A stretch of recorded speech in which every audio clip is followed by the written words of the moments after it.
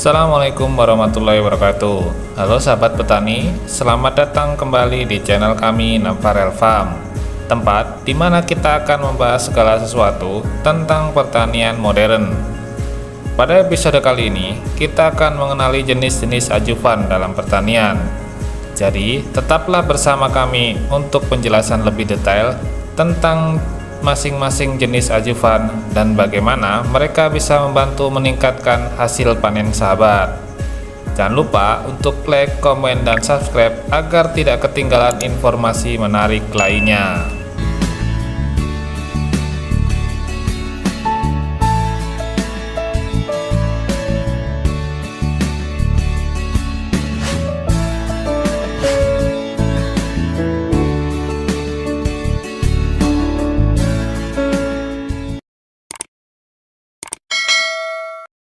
Arti ajuvan dalam bahasa Indonesia adalah pembantu atau penunjang. Istilah ini dipakai untuk menyebut setiap pendukung bahan aktif pada formulasi pestisida agar siap pakai, serta sebagai bahan pembantu dalam aplikasi pestisida di lahan untuk meminimalkan kendala-kendala, meningkatkan efektivitas terhadap sasaran dan efisiensi atau penghematan. Berdasarkan penggunaannya ada dua jenis ajuvan, yaitu utility ajuvan dan tank mix ajuvan. Mari kita bahas satu persatu. Yang pertama, mengenai utility ajuvan. Setiap pestisida tentu mengandung bahan aktif pekatan dalam konsentrasi tertentu. Bahan aktif ini dalam bentuk murni tanpa campuran apapun, tidak siap digunakan karena selain sangat beracun, belum bisa bercampur air, mudah terpengaruh pH, suhu, dan juga masih reaktif terhadap campuran lain. Agar siap digunakan, bahan aktif tersebut harus diformulasi dengan bahan pendukung yang disebut bahan non-aktif yang terdiri dari pelarut atau solvent untuk bentuk cairan, pembawa atau karir untuk bentuk tepung, dan ajuvan. Ajuvan yang ditambahkan dalam suatu formula pestisida oleh pabrik pembuatnya inilah yang disebut utility ajuvan, yang jenisnya terdiri dari yang pertama, emulsifier, yaitu bahan pembentuk emulsi atau butiran-butiran bahan aktif yang tidak bisa bercampur air saat pestisida diencerkan air, digunakan untuk pestisida berformulasi EC. Yang kedua, dispersan atau penyebar, yaitu bahan penyebar molekul, suspensi, emulsi, atau tepung pestisida dalam air. Biasanya dipakai pada pestisida berformulasi WP, WSC, dan WDG.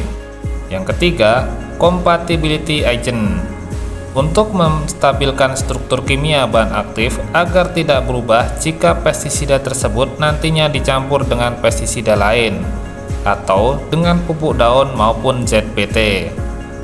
Compatibility agent juga dipakai dalam produk pestisida yang mengandung lebih dari satu bahan aktif agar masing-masing bahan aktif tidak saling menimbulkan reaksi kimia.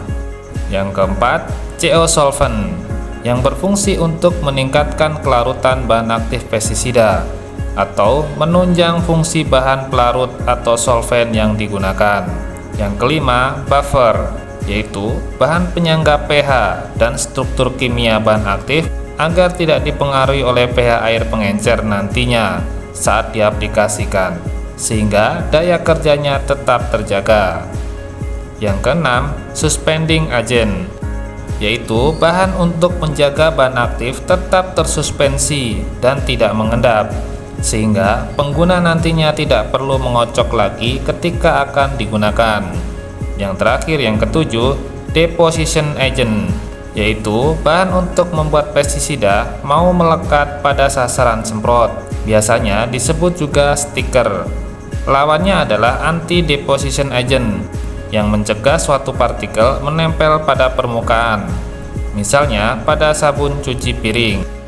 Ajuvan jenis apa saja yang dipakai dalam formulasi pestisida tergantung pada bentuk formulasinya.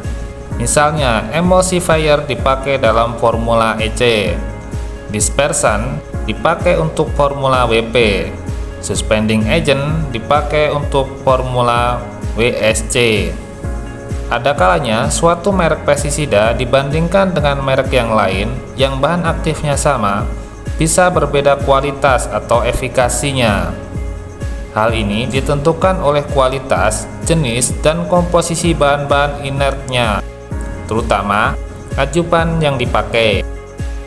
Pestisida merek A dengan kadar bahan aktif lebih tinggi bisa saja kalah dengan efikasi merek B yang bahan aktifnya lebih rendah karena merek B mempunyai komposisi bahan-bahan inert yang lebih bagus.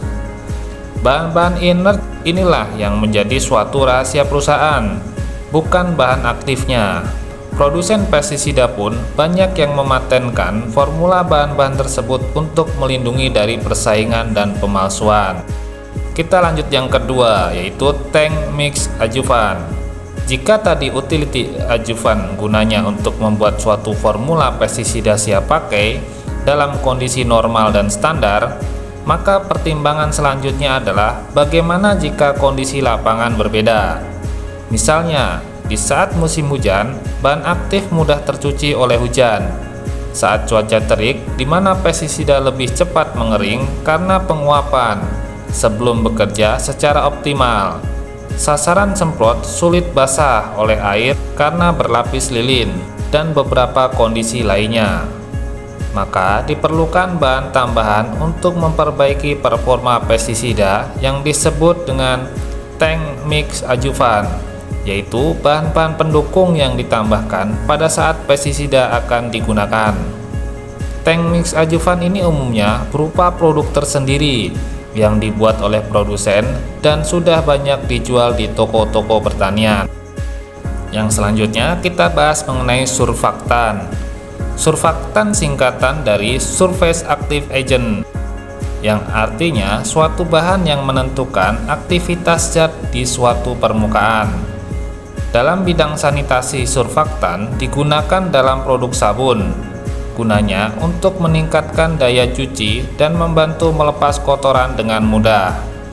Dalam industri tambang, surfaktan digunakan dalam pengeboran tanah.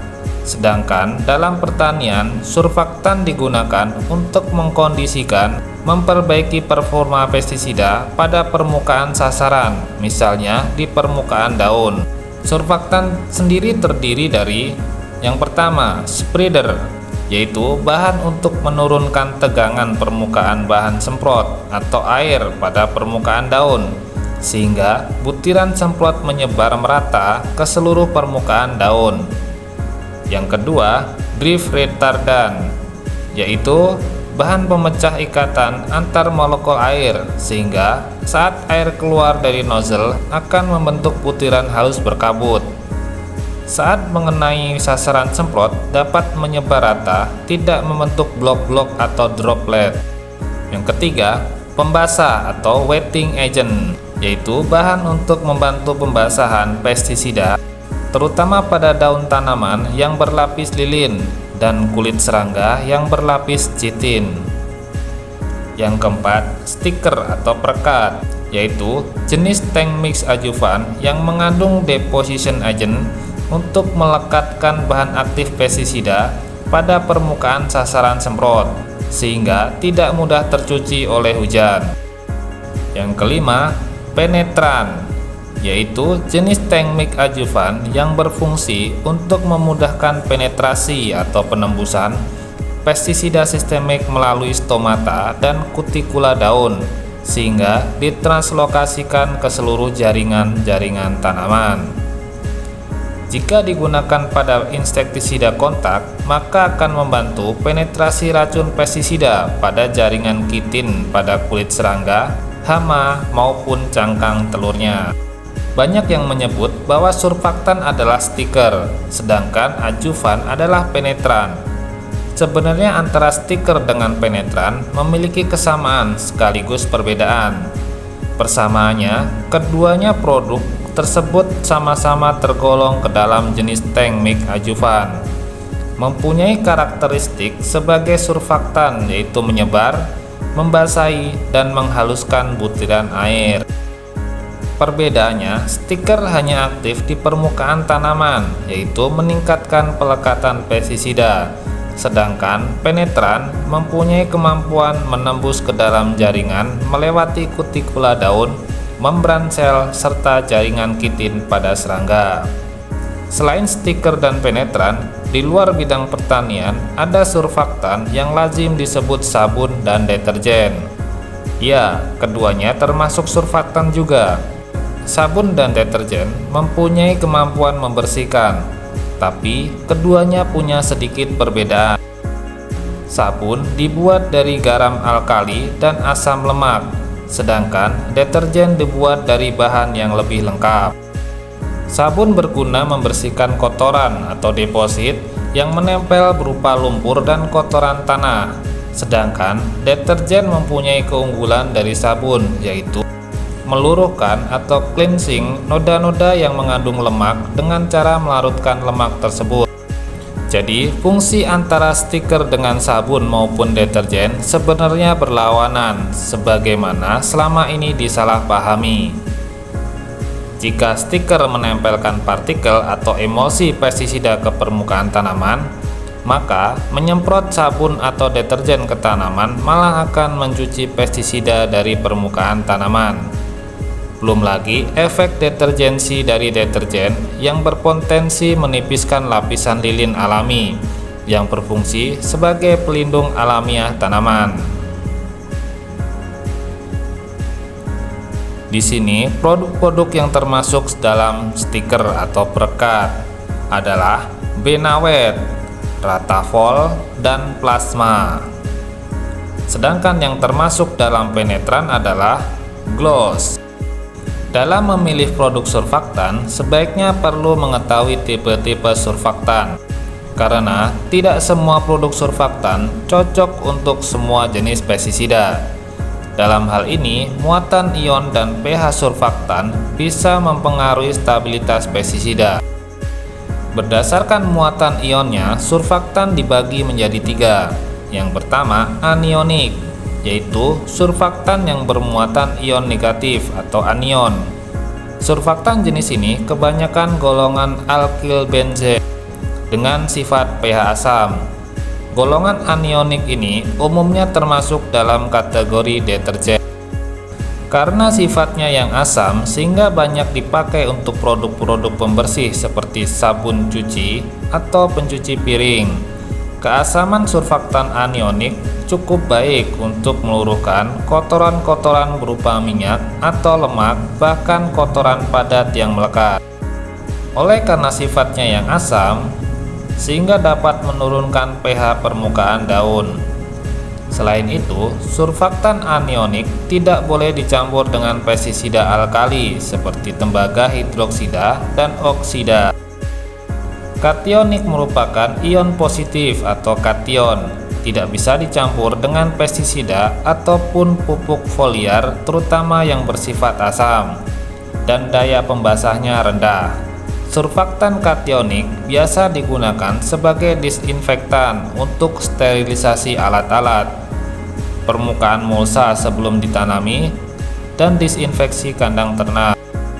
Meski berspektrum luas untuk berbagai mikroorganisme patogen, jenis ini tidak bisa digunakan secara langsung pada tanaman karena dapat merusak formula pestisida, merusak permukaan tanaman, dan merusak sel-sel tanaman. Yang ketiga, non-ionik, tidak mempunyai muatan atau netral, sehingga jenis ini dapat dipakai untuk semua jenis pestisida, baik kontak ataupun sistemik, baik yang ber-pH asam maupun alkali. Sifat non-ionik ini penting untuk menghindari terjadinya reaksi kimia antara pestisida dengan surfaktan itu sendiri, yang berakibat pada berubahnya struktur kimia pestisida sehingga efikasinya menurun. Demikianlah penjelasan singkat tentang jenis-jenis adjuvan dalam pertanian. Semoga informasi ini bermanfaat bagi sahabat dalam meningkatkan efektivitas dan efisiensi penggunaan pestisida di lapangan.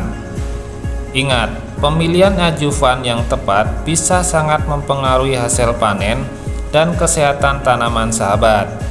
Jangan ragu untuk berkonsultasi dengan ahli pertanian jika sahabat masih memiliki pertanyaan. Terima kasih sudah menonton. Jangan lupa untuk like video ini, share kepada teman-teman petani lainnya, dan subscribe channel kami untuk mendapatkan informasi terbaru seputar dunia pertanian. Jika sahabat mempunyai pertanyaan atau topik yang ingin dibahas, tulis di kolom komentar di bawah. Sampai jumpa di video berikutnya sahabat petani. Selamat bercocok tanam dan semoga sukses selalu. Wassalamualaikum warahmatullahi wabarakatuh.